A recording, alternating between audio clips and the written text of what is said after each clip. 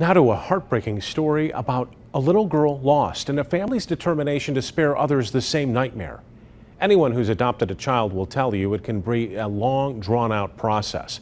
But one family's effort to adopt a little girl named Eden from Ghana became a devastating ordeal. And tonight they want to share their experience, hoping to save others from the pain that they've endured. Susan Shaw has our story.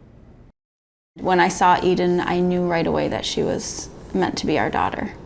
You could see how comfortable she is. Susan and Grant Lee say it was instant. A friend had adopted a child from Ghana and showed them pictures of children in the Ashen Orphanage in Kumasi. That's when they saw Eden. I told Susan it's time to adopt again. God called us and said it's time to adopt. Eden would have been the Lees' seventh child, a big family with plenty of room for more. But what followed turned out to be what they call a heartbreaking nightmare and a costly one. The Lees were told Eden had special needs. She was HIV positive, her father died, and her mother was dying from AIDS. The Lees opened their hearts and were moving forward to bring Eden home. The last year it was baby clothes, cribs, dresses, planned everything. But it was a homecoming that would never happen.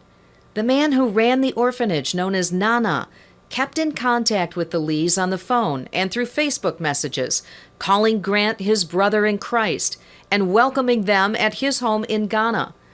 But the Lees say he was also requesting more and more money for Eden's HIV medication. They say he kept telling the Lees he was waiting for more paperwork to finalize the adoption. So you had no reason to believe that this wasn't going to go through? No. No. We had legal paperwork, everything was legal. Nana told them Eden was legally already their child, but he was just waiting for the death certificate of Eden's father, the last step before she could come home. But he still needed more money. So, of course, I would leave work and tell Grant, well, they're 5 hours ahead of us. I have to leave work by 11 o'clock so I can go to Myers and wire money because it's 5 hours different. By 5 o'clock, their banks close in Ghana, and I need to make sure she gets her medication for today. And this is when in the village, right after months of waiting and weeks center. of sending cash, about $14,000 total, the Lees became frustrated. They asked for Eden to be transferred to another orphanage. That's when the family was told Eden was not there. All contact with Nana stopped. So I'm thinking, where's my daughter? What's going on? She's lost somewhere. Someone's taken her, kidnapped her. Right after the break, what happened to Eden? How an international investigation revealed the truth. Stay with us. Before the break, we introduced you to the Lee family and their desire to adopt a beautiful little girl named Eden from Ghana. But after weeks of sending thousands of dollars, their dreams of raising the little girl turned into a nightmare. Here's Susan Shaw now with how an international investigation revealed the ugly truth. There was a reason Eden could not be located at the orphanage. She had never lived there, and come to find out, her biological father was not deceased. So we were waiting for this death certificate, what we were told, for a year for a man who was still living. And meanwhile, sending money to the orphanage. The Lee's attorney discovered Eden's father was still alive. Eden is not HIV positive and never even lived at that orphanage. And it's unclear if Eden's mother was really dying of AIDS. I'm just picturing you're making a phone call to say, I'm cutting off any ties to adopting who you already thought was your daughter.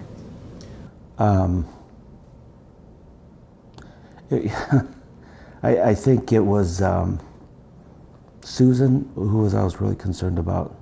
I couldn't get out of my mind. Mm-hmm. Her giggles, her sweet smell, and she was my daughter, and it was just like losing a child. And every time I would walk into my bedroom, it was heartbreaking because her crib was set up and we're just waiting for the call that says we're ready to go get her. And to know that that wasn't going to happen was devastating. The Lees were working with an adoption agency out of South Carolina called Nightlight Christian Adoptions. Its work with Ghana is a pilot program. What did Nightlight do at that point? I talked with the president of Nightlight on the phone. He said the Lees began talking directly with the orphanage director in Ghana because they felt they had a special bond with him. But that isn't how they typically do business. It is possible for an individual family to be scammed by someone over and over and over again.